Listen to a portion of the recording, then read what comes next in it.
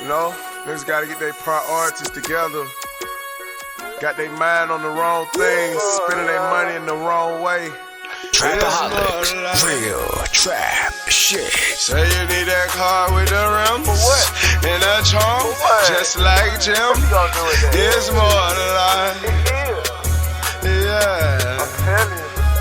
Talk to him. Say you need that LV bag with the belt and the hat. That's all you got though. It's more to life. Yeah. Talk to him. Real. Say you wanna turn up at the club, light some bottles, impress them girls. It's more to life. Fucking everybody. Yeah. Damn, son, where'd you find this? Good evening and welcome to Saints and Appetizers podcast. And who dat, Saints fans? And this evening, I got some Saints talk for you. And I got quite a bit to talk about. And I'm a little late to the party on some of this stuff, but let's get right into that. And can I get a menu? And like I said, I'm kind of late to the party on a bit of this, but some of this late take, you could say, but my late take is sometimes the best take, you could say. And let's say Trevor Pinningham, like a wrestler. He's like a pro wrestler. I think he needs to remember what profession he's in. And I'm also a bit of a wrestling fan too. More of the late 90s, early 2000s stuff. And I'm trying to compare what kind of wrestler I would think Trevor Penning reminds me of. Is he Andre the Giant or the Big Show or Prince Albert? If he wasn't as hairy, I can't really pin who he reminds me of exactly. But like I said, he maybe needs to calm it down a little bit. But I think all that, like I said, the fighting and stuff in training camp. I think that kind of stuff just kind of happens. I think it gets a little bit overblown. I think if it wasn't reported on, the stuff wasn't reported on, I think that kind of stuff happens every day, honestly. But I think it's something that the team has been missing for a few years. That nastiness, that toughness that the team has been missing a few years, that the Saints kind of need. You know, that hog molly, that dancing bear. You know, a Carl Nicks, a Jeff Fain. They haven't had that for a while, and that maybe compares to some of the guys that are in the league today, like Ryan Jensen, or I think he just retired recently, and Richie Incognito, and that maybe leaves out the bullying scandal that he had going on. But besides that, we're not talking about the personal stuff, his personal stuff, the negative stuff that he did. But I'm just talking about his playing career. If he plays 15 seasons and is a four-time Pro Bowler, I'll definitely take that. And I think he was a bit of a journeyman, maybe played for Buffalo and then went to Miami for a couple of years and then had the scandal stuff and then went to Buffalo again and then kind of finished out his career. But like I said, if he played all 15 seasons and what was a four-time Pro Bowler, all with the Saints, I mean, I would take that. I would definitely take that. And I think that's really something like I said, I think that's something the Saints have been missing as a pug-faced offensive lineman on their O-line. And by pug-face, I mean a dog. I think they really need something like that on their offensive linemen to bring some attitude to the offensive linemen. And I think think that's something that we've been kind of hearing out of the offense, out of training camp, is that uh, uh, Cesar Ruiz and Adam Trotman have been kind of coming on a little bit. Cesar Ruiz has kind of looked better, but you hear that stuff about certain players that haven't been good but have started looking better in training camp. But you always hear that about like training camp darlings like Brandon Coleman and Emmanuel Butler and Joe Morgan and players like that. You always hear about how great they are, and then the the season comes along, and then you never actually see it. That's kind of like back when Jimmy Graham left for the first time. You always heard about how great Josh Hill was and how he was going to be the next Jimmy Graham, and that never happened. So I have to see it first to see if Cesar Ruiz is going to be as good as everyone's saying they were, even though I guess we were hearing that from Jabari Evans, but I would like to see it. Uh, but when it comes to Trevor Penning, I see nothing wrong with how he's acting until I guess it starts costing the team with penalties and yardage and things like that. But I like the attitude, and I hope it brings something to the team. Uh, but anyways, the next subject is something I really haven't kind of been avoiding talking about because I just want it to happen. I just want to see it first, and I just don't. I'm just kind of afraid to talk about it, I guess. But it's Michael Thomas and just how good he's looked so far, and he's kind of forcing me to talk about him because of how good he's looking and how many clips you're seeing of him, and and then he finally has uh, done something to where he's done something against someone else that's been so good in camp to kind of make me talk about him, and that was how he kind of sunned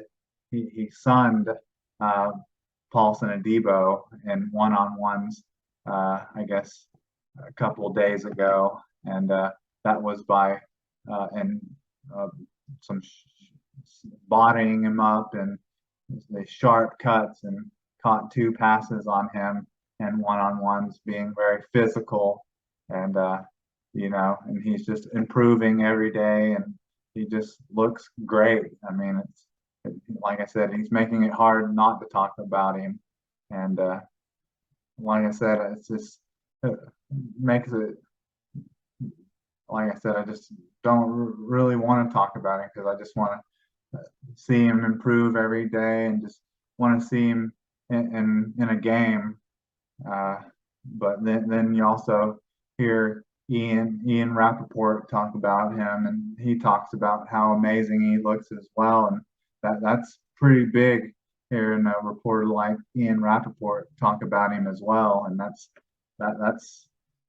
big hearing someone like Ian Rappaport say that stuff. So that is being said is pretty good news. But like I said, I'm sure I'm sure Michael Thomas will continue to do stuff that'll eventually make me talk about him more, because that's just the the player Michael Thomas is, and hopefully it'll continue to be positive stuff. And I'm gonna avoid talking about him as much as possible, and until hopefully it's regular season games. But next subject is, uh, come on, Kiko Alonso. Why did you have to go and ruin my subject on you? I was hoping it was gonna be some positive stuff about you, but you couldn't stick with the team more than 2 days before you had to go and retire. I was gonna talk about how you had your hair growing back and that it was gonna give you some swagger, and maybe that's why you had torn your ACL in 2019 because you cut your hair, but now you've already retired. And Dennis Allen had said you'd look good, you'd look healthy, and now that makes me question whether Dennis Allen's ever telling us the truth on anything or not. I have to now I'm thinking he's like Sean Payton, with having to take everything he says with a grain of salt, which maybe maybe that's a good thing, honestly, because I was getting a little concerned there with Dennis Allen maybe telling us the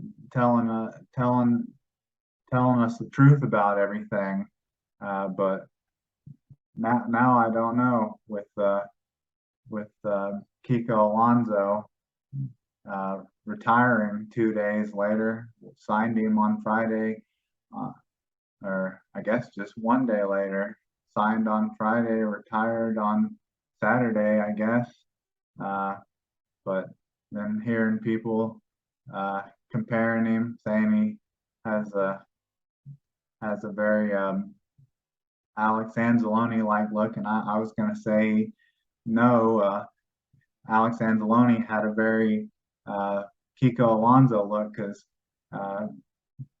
Kiko Alonso is a veteran who's been in the league since 2013, and Alex Anzalone is the one that came in the league in 2017. I was going to say fans and social and podcasters and other social media people need to show Kiko Alonso more respect, and maybe intel about how he could be possibly a good backup rotational linebacker. And but now it's looking like the Saints are going to need to find another replacement after they weren't able to retain Quan Alexander and weren't able to sign Anthony Barr, and that's a little disappointing, but I don't think that's a huge loss.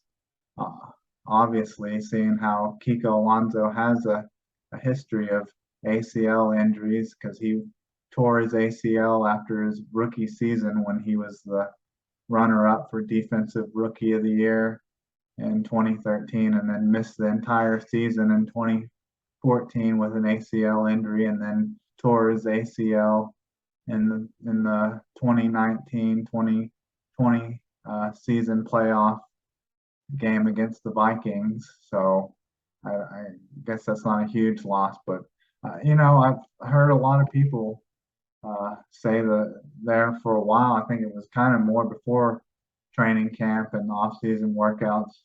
Sorry, that the Saints have had a lot of like depth at linebacker, but I mean, do they really? I mean, after Demario Davis and Pete Warner, do they really have that much depth? I really don't think that they do. Because I mean, after that, all they really have is like Caden Ellis and Doal, and then Jackson, the rookie. I mean that's a rookie linebacker. I mean that's really not, doesn't bode a lot of confidence in me after those guys. I mean, it would have been nice to get Barr or get Quan Alexander, but this retiring after like 1 or 2 days after signing really reminds me a lot of like Champ Bailey signing, or let's see, James Laurinaitis, or Braylon Edwards, or even Des Bryant, even though his was kind of like an injury, ruptured his Achilles, but then with that he was only here for like 1 day. But those are all kind of similar, just guys that were pretty much washed up and gone by the time they got here. But he played for us for almost a full season before he hurt himself in the playoff game. But yeah, I think they definitely need to find some linebacker depth, especially seeing how Pete Warner's been dealing with a little something in training camp. But on to my last subject here, and maybe this is just being I don't know, salty, petty. I don't know what word you want to use for it, but this happened. This what happened to me. This what had me throwing up my arms, complaining, yelling at the TV, I guess, during the Hall of Fame game. And this was when the Hall of Fame graphic for Sam Mills came up, and it was all him in Carolina Panther. It was just Carolina Panther garb when it showed him, and I'm just thinking to myself, like, well, why does it show him? Most of the time, it seems to me at least, a lot of time when you see Sam Mills portrayed, he's in Carolina Panther garb, and I don't understand that. It feels like they're hating on the Saints when you see Sam Mills, a Dome Patrol linebacker in Carolina Panther garb, and I just don't understand that. Like he played he played 9 seasons for the Saints and only three for the Carolina Panthers. And even in those 3 years that he played for them, he played 3 seasons for them, and he already had a statue for the Carolina Panthers, and that's great. I respect that. I'm glad that he has that statue for them. But is the Carolina Panthers history so like lacking that you only have to play like 3 seasons for them to get a statue built of yourself? Like I don't get it. I guess Cam Newton needs a statue built of himself, but like when it comes down to it, like he's a Saint. He's not a Carolina Panther. Like he is because he played for them, but like he needs to be like when you see these graphics of him being a Hall of Famer, he needs to be shown as a Saint. Like that stuff annoys me. It really does. I know it's petty, it's stupid, it's nothing to really get mad at. And I probably really shouldn't get that mad about it, I guess. Because I wasn't born in the 80s. I'm more of I'm a 90s baby, so I was a 90 baby. So I was a little bit too young to really remember when he played, but still, I'm a Saints fan. So it's just annoying when he's portrayed and recognized, and people, even commentators, Saints broadcasters are like, "Oh, he was a Carolina great linebacker." It's like, what? He was like 40 years old when he played for them. You know, he was 36, 37, 38 when he played for them. So I don't know. That just irks me. It's just one more way to denounce the Saints as a great organization that had great players. And it's just, I don't know.